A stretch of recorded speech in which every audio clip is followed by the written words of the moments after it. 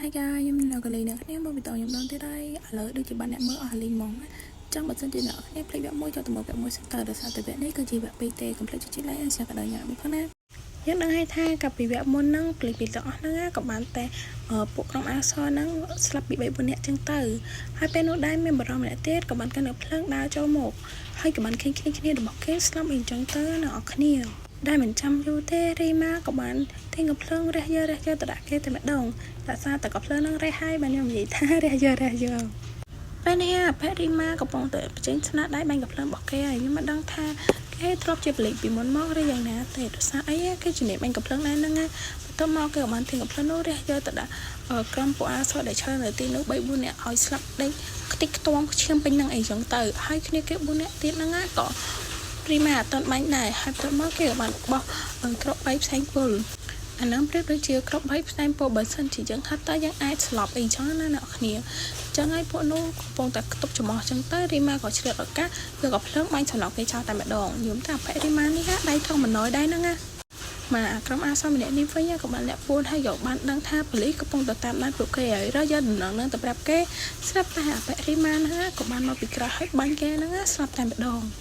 វគ្គនេះបាញ់គ្នាសាហាវខ្លាំងមែនតើបើបាញ់មិនសាហាវទេមិនយកលុយអ្នកទាំងអស់គ្នាតែម្ដងអត់មានតែយកលុយអ្នកអស់គ្នាផង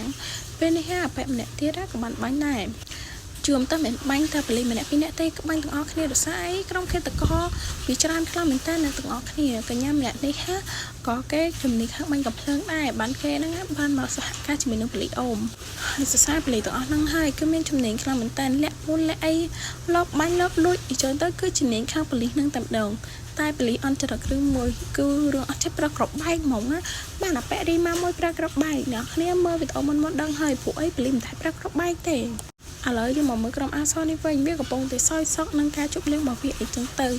ស្រាប់តែយើងក៏បានឃើញជើងអពម្នាក់ដើរមកពេលម្នាក់នេះគឺជាអពអាល់កុហុលដែលបានស្លាប់បរិយាកាសពីភាគមួយនោះអី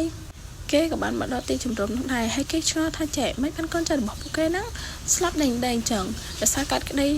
នៅឆ្ងល់អញ្ចឹងហើយគេក៏បានដើរទៅឆែកមើលថាតើវាមានរឿងអ្វីខុសប្រក្រតីពេលនោះប៉ូលីស3នាក់កំពុងតែដើរសម្រុកចូលមកហើយក៏ពាក់ជាមួយនឹងក្រុមឃាតករ4នាក់ទៀតចឹងហើយការផ្ទុះសង្គ្រាមរបស់ពួកគេ3 4នាក់ហ្នឹងក៏បានទៅផ្ទុះឡើង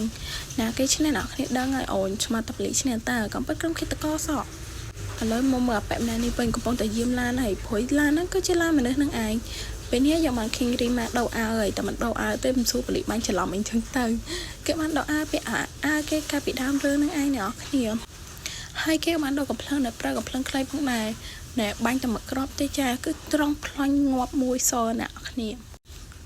និយាយហុំទៅគឺវាហ្នឹងគឺបាញ់គ្នាល្អមើលមែនតើអាចថាខ្ញុំអត់ចេះសម្រាយអញ្ចឹងទៅបានវាមិនសូវល្អមើលអីចឹងទៅហើយអាប៉ែហ្នឹងហើយនៅប៉ូលីសក៏បាននាំគ្នាបើកទ្វារក្រោយដើម្បីដោះលែងមនុស្សចង់ទៅតែអត់មានទេវាជាក្របបែកនឹងកំភ្លើងសោះនេះពួកក្រុមឃាតករចង់លេងល្បិចមួយពួកគេមែនតើគេឆ្ងល់នឹងសិនហើយមកមើលអា3 4នាក់នេះវិញអត់តន់ស្លាប់ទេនៅសោយសក់ផឹកស៊ីស្វាយនឹងឯងពេលនោះប៉ូលីសក៏បាននាំគ្នារត់មកទីនោះផងដែរដល់ខ្ទេចហើយខ្ញុំបាននៅសោយសក់ស្វាយទេពេលនោះប៉ូលីសក៏បានលាក់ខ្លួនហើយចឹងណាត្រៀមនឹងបាញ់ហើយតែមានឱកាសល្អគឺបាញ់សម្រុកទៅហ្មងណាគ្នាពេលនេះប៉ូលីសបានរត់ចូលហើយភ្ជង់កំភ្លើងទៅដាក់ពួកនោះហើយពួកនោះក៏អត់មានកំភ្លើងដៃទេព្រោះអាឡៃតែស្បាយមានណាបានដៃប៉ូលីសអូមហើយក៏បាញ់ខ្ទេចងាប់ដូចខ្ទឹមតឹងសម្រាប់លឿនពេកនិយាយមិនសូវច្បាស់ទេអ្នកទាំងអស់គ្នាសូមអធិស្ឋានផងពេលនេះហើយយើងបានឃើញកញ្ញាម្នាក់ទៀតក៏បានមករំខានពួកគេបោះផឹកស៊ីខ្លះហើយអូនាងប្រើក្របបែកហើយអ្នកទាំងអស់គ្នាយំទៅខ្ញុំមកចង់តែមើលវគ្គប៉ូលីសប្រើក្របបែកទេពួកអីមិនតែបានខេងឥឡូវខេងអ្នកគ្នា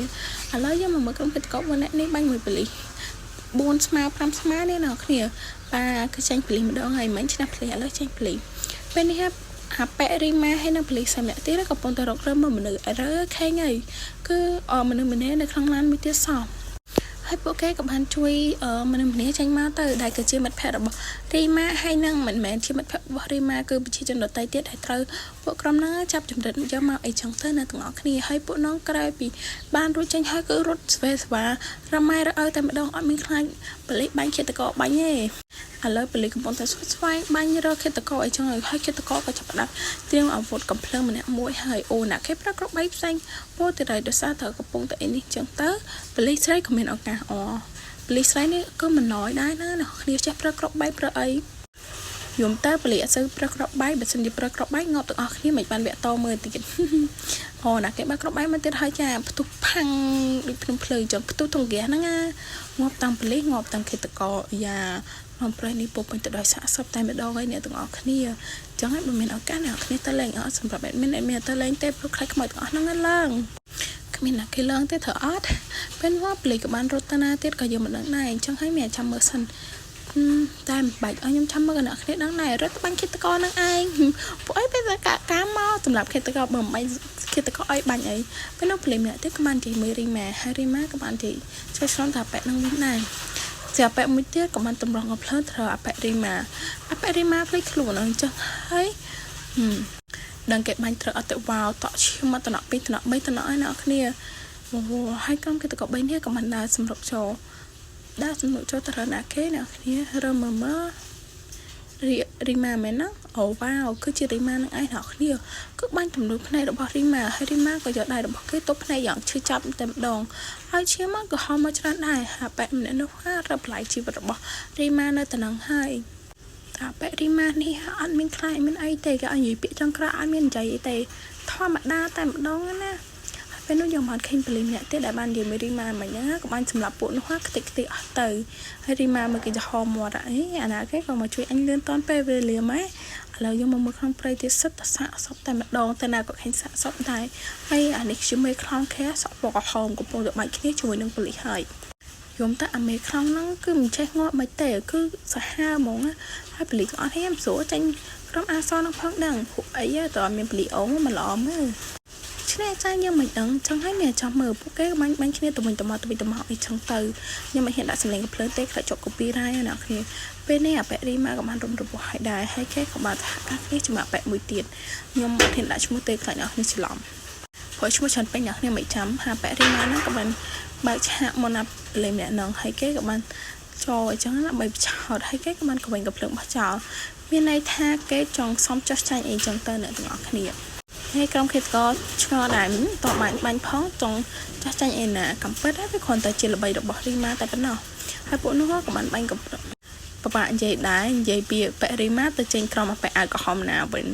ចឹងឯណាគេមកតាមហ្នឹងទៅពេលនោះប្រេអងក៏បានមកដែរអញ្ចឹងហើយមិនអាចកំចាត់ក្រុមអាប៉ែអាវក្រហមនោះបានអាវក្រហមអីសក់ក្រហមនៅទាំងអស់គ្នាហើយពេលនេះអាប៉ែអាវក្រហមហ្នឹងបានតែកូនចៅចំណិតខ្មាំងគេម្នាក់ទៀតតែគួរស្ដាយដោយសារអីក្រុមរីម៉ាបានបាញ់អាប៉ែនោះស្លាប់បាត់អីប៉ែនោះក៏ផាច់ខ្លាំងមែនតើដែលដឹងថាគ្នាគេស្លាប់ចិត្តអស់ហើយចឹងហើយមានអីទៀតមានឱកាសមិនលើកតែកងសុំទោសរបៀបថាសុំចាស់ចៃអីចឹងទៅអត់ដឹងថាប៉ែនេះគិតអីនេះមួយអញញោមបាត់ហើយនឹងបន្ទាប់មកគេក៏បានក្រោកឈរឡើងវិញដោយប្រើក្របបែកមួយដែលនៅក្នុងដៃរបស់គេដែលក្របបែកនេះមានរយៈពេលត្រឹមតែកន្លះវិនាទីទេ45វិនាទីហ្នឹងណាអ្នកគ្នាងាប់ហើយមើលគ្នាពលីអមនឹងពលីអមគឺចំហមកធំតែម្ដងអាប៉ែហ្នឹងគឺមានកម្រងថាបើជ្រុលគេស្លាប់ហើយពលីទាំងអស់ហ្នឹងក៏ត្រូវស្លាប់ដែរហើយពលីទាំងអស់ហ្នឹងមានចាំការទៀតរត់ដាក់មេប្រយហើយបើមិនរត់មានតែងំហើយប៉ែហ្នឹងគឺអស់សំណោចតែម្ដងព្រមរត់ទេបើមិនរត់ចង់ហើយមានតែបន្ទូទងក្រាមួយណាអ្នកគ្នាប៊ីងហើយហេតុការណ៍នេះពិតជាក៏សោកសៅមែនតើពួកអីបលិចហើយនៅក្រុមឃាតករជាច្រើនក៏បានស្លាប់ដែរហើយក្របបែកក៏ចាប់ផ្ដើមទូប៊ីងក្របបែកហ្នឹងគឺជាក្របបែកដល់ក្រុមឃាតករប្រកបពីចឹងណាអ្នកទាំងអស់គ្នាឥឡូវវាបានផ្ទុះជាបដាហើយបលិចទាំងអស់គ្នាក៏បានដឹងចឹងហើយក៏បានរត់ចឹងទៅតែគេដឹងហេតុការណ៍មុនរត់យកឬខ្លួនចឹងណាបើមិនដឹងទេមានងប់ហើយក្របបែកហ្នឹងក៏កំតិចសាកសពស្ទឹងតែផេះផង់ដូចឆ្អឹងដែរហើយក្នុងព្រៃទាំងមូលហ្នឹងក៏បានឆេះភ្លើងយ៉ាងសន្ធោសន្ធៅខ្លាចទៅជាវាលំហមួយទៅហើយអ្នកទាំងអស់គ្នាអើយពេលនេះប៉ូលីសក៏បានសម្រេចកិច្ចការហើយក៏